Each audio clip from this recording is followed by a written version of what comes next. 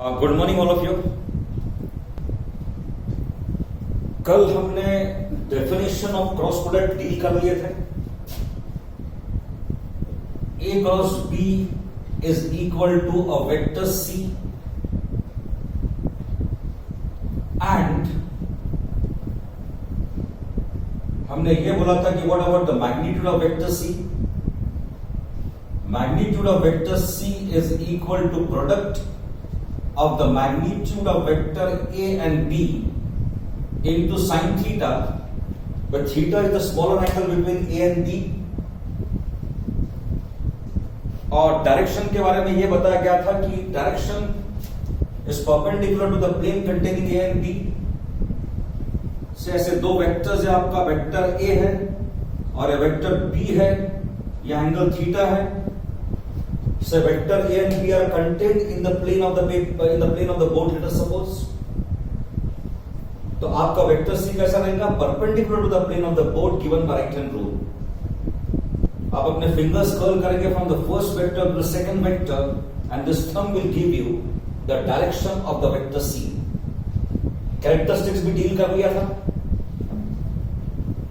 Commutative property does not hold good for cross product for vector product।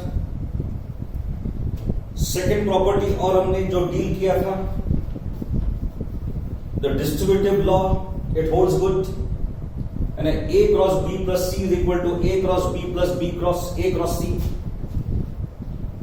Cross product of a vector with itself is equal to zero because sin of 0 is equal to 0। Cross product of parallel vectors is 0 because angle theta is again equal to 0। Anti parallel का मतलब होता है theta is equal to 180 degrees, that is also equal to 0। और हमने और एक deal किया था, रेक्टेंगुलर वेक्टर्स का जो प्रोडक्ट जो आता है, जो i j and k है, तो यहां पर i cross j is equal to k, j cross k is equal to i, k cross i is equal to j cyclic order में प्लस आएगा।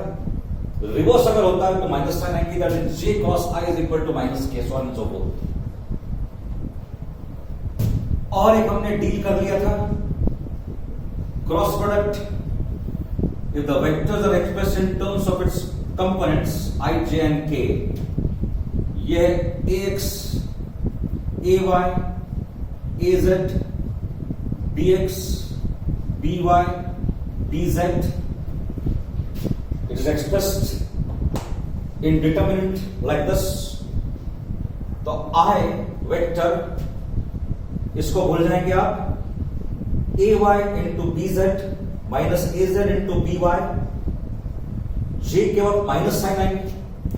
आई mean take this minus sign, क्या रहेगा? Minus j, forget about this column here, ax bz az bx ये आ जाएगा आपका। k में क्या आएगा? Forget about this ax by minus ay bx, इस प्रकार से आएगा। ये सब डील कर लिया था। दो कैरेक्टरिस्टिक्स बचे हुए हैं। नंबर 7 में देख लीजिए व्हाट्स गिवन देयर। अगर आपके पास दो वेक्टर्स हैं, they are representing we have two vectors, say this is your vector A और ये vector B है, say this angle is equal to theta। हम क्या करेंगे? I will complete the parallelogram and we can show that the area of the parallelogram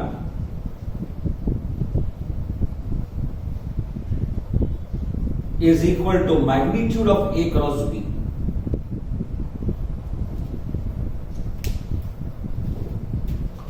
कैसा था देख लीजिए आप। So this is O P Q R, perpendicular मैं यहां पे ड्रॉप कर लेता हूं। So this is my point D।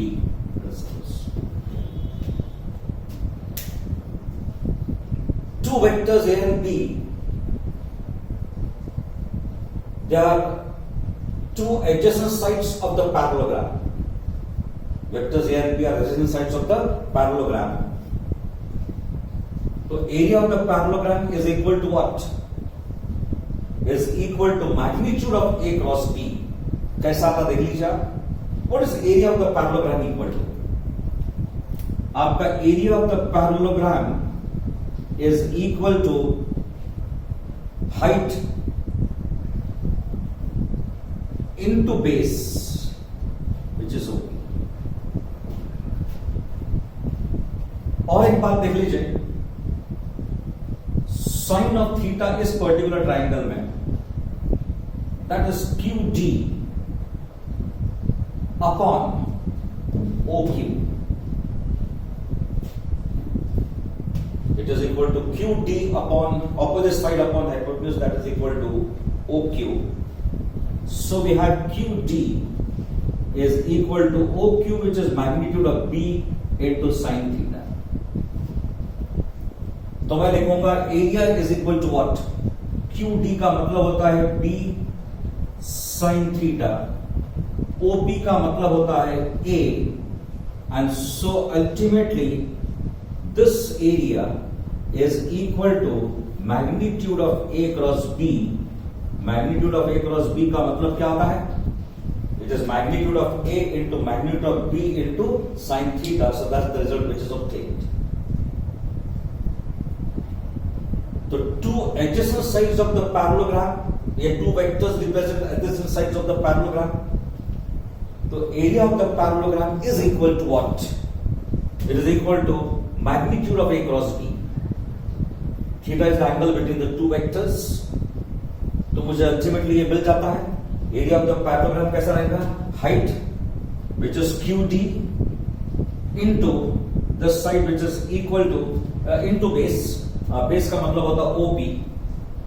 I what is the sine theta is equal to opposite side which is QD upon OQ. तो ये मिल गया मुझे. तो QD की जगह मैंने सब्स्टिट्यूट किया B sin थीटा. तो area is equal to B sin theta into A means AB sin theta. And what is AB sin theta? That is equal to A cross B. This is what you get. तो अगर आपको दो vectors दिए गए हैं which form the adjacent sides of the parallelogram, उसका area अगर निकालना है तो क्या करेंगे आप? A cross B निकाल लेंगे, फिर उसका मैग्नीट्यूड निकालो to get the result. बहुत बार ऐसे भी बोलते हैं कि to find the area of the triangle. तो एरिया ऑफ द ट्राइंगल निकालने का तरीका क्या रहेगा?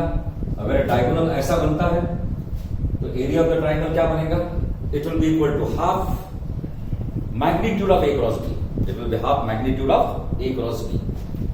बिकॉज अगर ये ट्राइंगल अगर इस प्रकार से बनता है, this is A and this is vector B, इस प्रकार से बना हुआ है, डायगोनल में खींच लूंगा तो उस एरिया ऑफ द ट्राइंगल अगर मुझे निकालना है तो एरिया ऑफ द ट्राइंगल क्या रहेगा? It will be in fact equal to half the area of the parallelogram. Half area of the parallelogram का मतलब रहेगा it will be half into mod of A cross B. Well anyway जब problems आएंगे तब अपन deal करेंगे. Dot product में हमने और एक चीज बताई थी आपको कि जैसा work done is equal to what? Work done is equal to F dot S and that is FS cos theta. यहां पर टॉर्क, अब टॉर्क का मीनिंग तो हमने अभी समझाया नहीं आप लोगों को. टॉर्क का मतलब होता है moment of force. It is a measure. जैसा अगर मैंने ये पेन को, it is capable of rotating like this, let us suppose मैंने फोर्स अगर ऐसे अप्लाई किया तो pen will rotate. The rotational effect produced by the force को मेजर करने के लिए ये टर्म हम यूज करते हैं टॉर्क. मैं रिपीट कर रहा हूं, rotational effect produced by the force को मेजर करने के लिए वी यूज दिस इक्वेशन और we use this term torque. तो टॉर्क का मतलब होता है R cross F. And what is this R? से इस पॉइंट पे आपने फोर्स अप्लाई किया F, ये R है आपका, दिस इज फोर्स F और ये R है. दोनों के बीच में एंगल थीटा है यहां पर.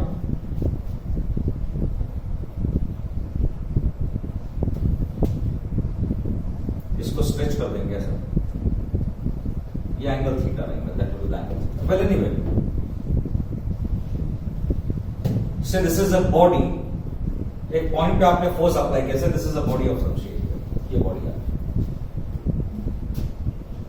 एक पर्टिकुलर पॉइंट पी पर आपने फोर्स अप्लाई किया है, तो what do mean by torque? It is R cross F, क्या रहेगा? आर क्रॉस एफ रहेगा। Do remember this. आर ने क्या है? Position vector of the point P, जहां पर आपने फोर्स अप्लाई किया with respect to this origin, cross F. Well anyway, problem तो अभी इसी प्रकार से सॉल्व करेंगे। R cross F, you know how to find R cross F, that is sufficient for the time B.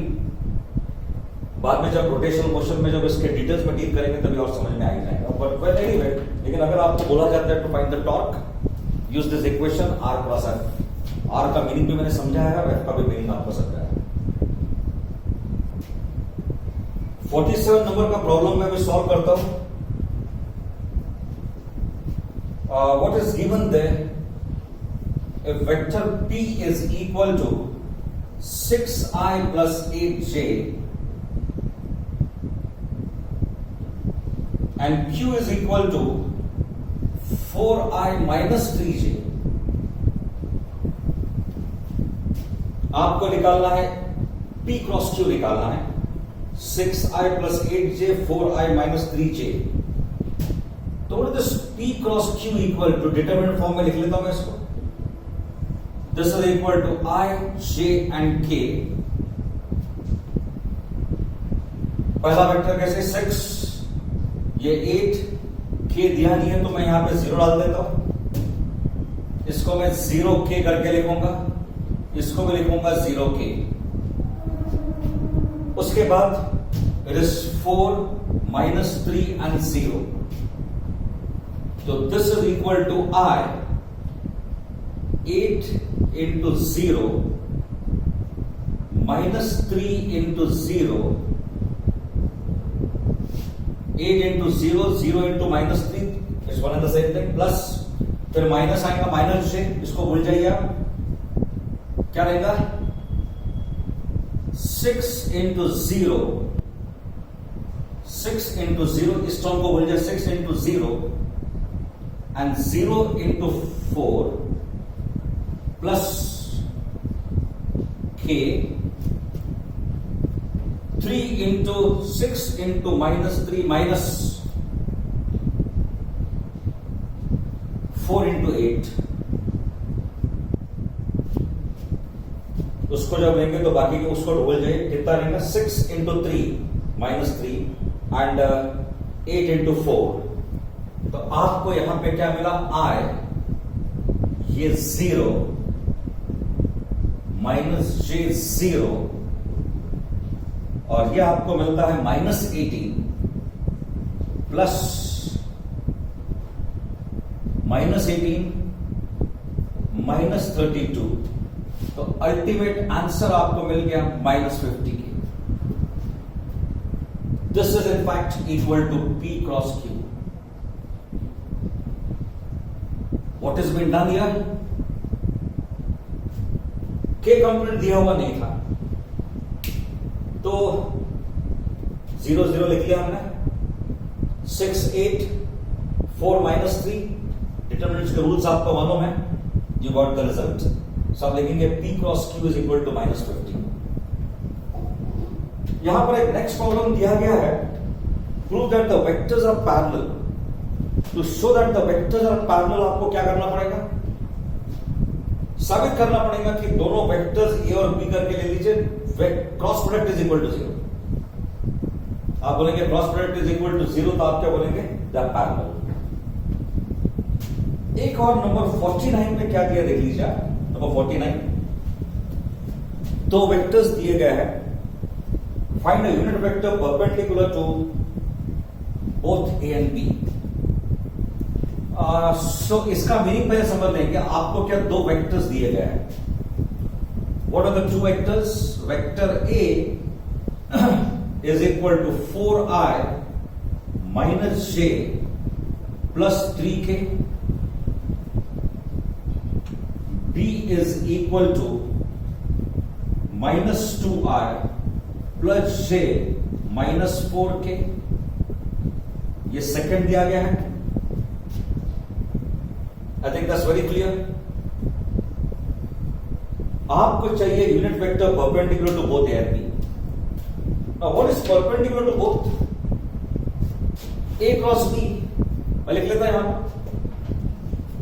A cross B is a vector C which is perpendicular to both A and B.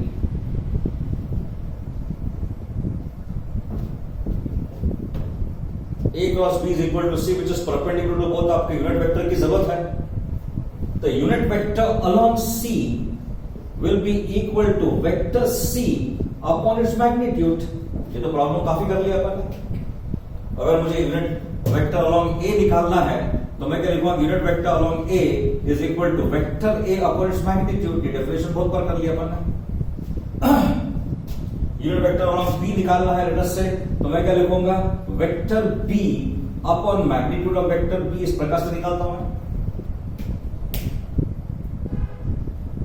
Unit vector is equal to unit vector in any direction in the direction of A is equal to vector A upon its magnitude.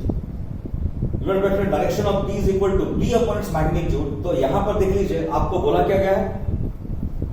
Vector A और B दिया गया है और आपको बोला गया है to find the unit vector perpendicular to both A and B.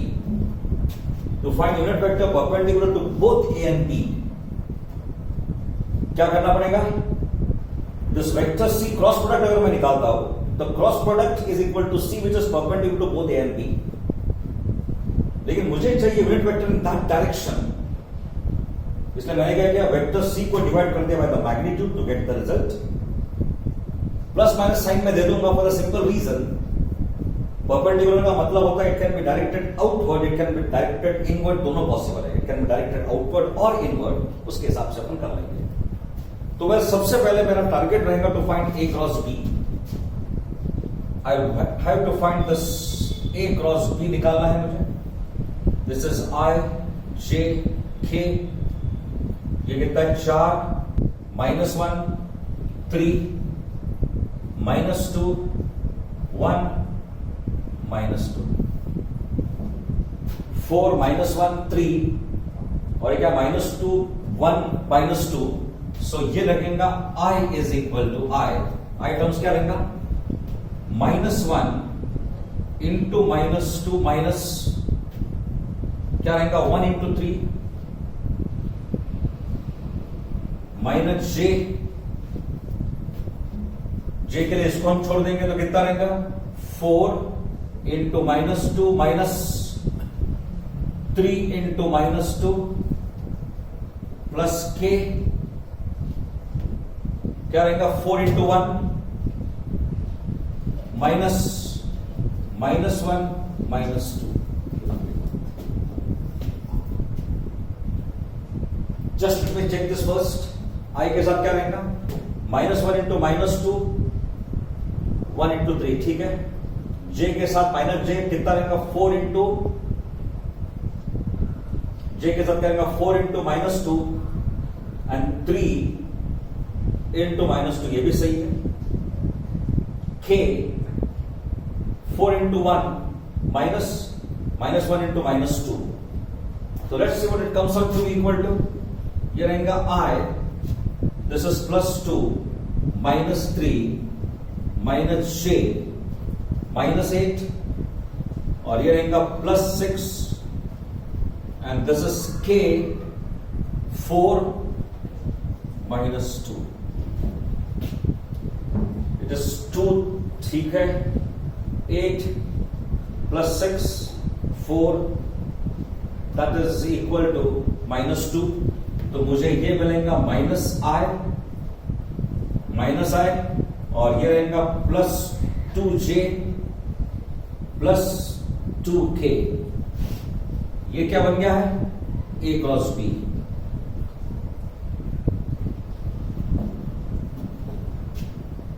So now what is this C equal to? C is equal to A cross B. And this is magnitude of A cross B, ये निकालना है। ऐसे this is equal to vector C, उसका magnitude निकालना तो क्या करूंगा, magnitude of vector C is equal to root of X component square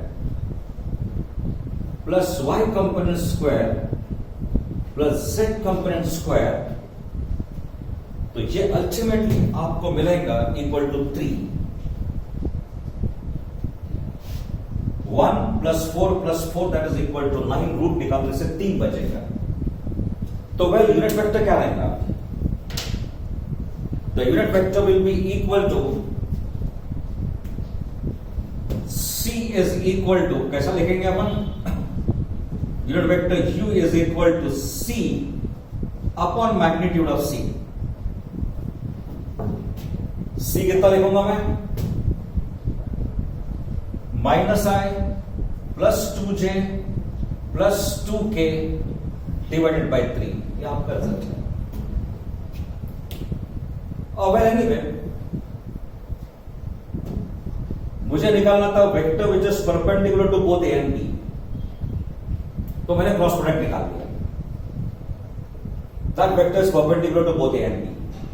फिर मुझे चाहिए था यूनिट वेक्टर, तो ये कर दिया मैंने। C निकालने के बाद उसका मैग्नीट्यूड ऑफ C निकाला, दिस इज द रिजल्ट। एक बात याद रखेंगे, the vector can be directed inward as well as outward. तो जो भी होगा this vector directed outward, this is in accordance with our rule. एक काम करेंगे, यहां पे माइनस साइन भी दे देंगे अपन। माइनस साइन देने का रीजन क्या है, this vector is directed outward, minus sign देने से the vector will directed inward, दोनों साइन दीजिए। आंसर में मेरे ख्याल से वहां पे लिखा हुआ नहीं है, लेकिन आप इसको मार्क कर लेंगे। This is vector which is directed outward, vector directed inward के लिए आप क्या करेंगे, माइनस साइन दे देंगे। सो दोनों तरीके से दे देंगे, vector which is directed inward as well as outward, क्योंकि उन्होंने ये नहीं बोला है कि वेक्टर इनवर्ड है कि आउटवर्ड है, ऐसा बोला नहीं, सिर्फ बोला गया है it should be perpendicular to the plane.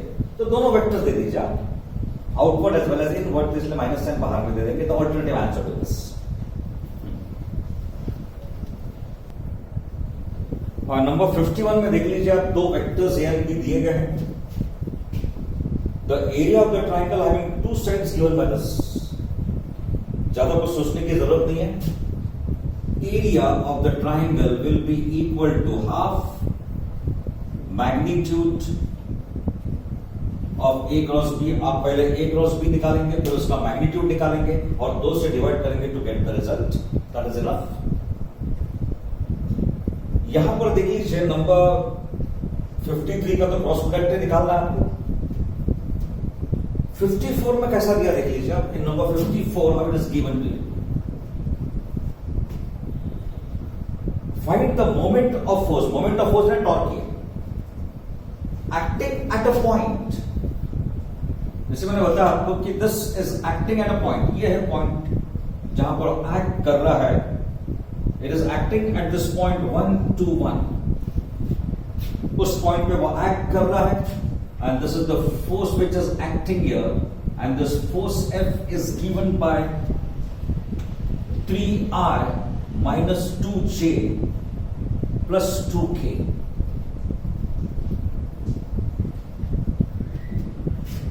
Three I minus 2J plus 2K. It is acting at this particular point. तो अभी आप देखेंगे, ये तो दिया हुआ है, कोऑर्डिनेट्स दिए हुए हैं, तो इस वेक्टर आर कितना रहेगा। लास्ट टाइम मैंने बताया कि कोऑर्डिनेट्स कुछ भी रहे, एक्स वाई जेड, तो पोजीशन वेक्टर कैसा मिलेगा, X I Y J plus Z K, ऐसा मिलेगा। तो उसी तरीके से आपको ये पोजीशन वेक्टर मिलेगा is equal to I plus 2J plus K. बस अभी क्रॉस प्रोडक्ट निकाल लेंगे to get the torque. Torque का मतलब ये होता है मोमेंट ऑफ फोर्स। वेल, मैं एक्सपेक्ट करूं कि बाकी के प्रॉब्लम्स आप अटेम्प्ट तो कर लीजिए कम से come till number 60। Till number 60 आप अटेम्प्ट कर लेंगे आप, तो बाकी क्या हम डील कर ही लेंगे बाद में। और मुझे मालूम है कुछ प्रॉब्लम डिफिकल्टी उसको मैं डील कर ही लूंगा। तो टिल 60 आप अटेम्प्ट करके difficulties will be sending on the WhatsApp. So well, thank you.